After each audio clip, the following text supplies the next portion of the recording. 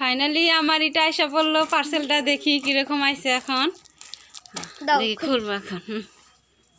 এনে এনে ভালো করে থো, এনে থো। কি কি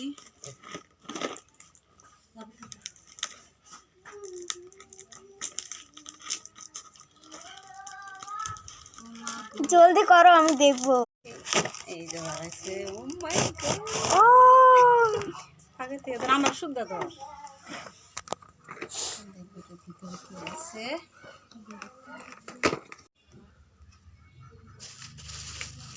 এই দেখো,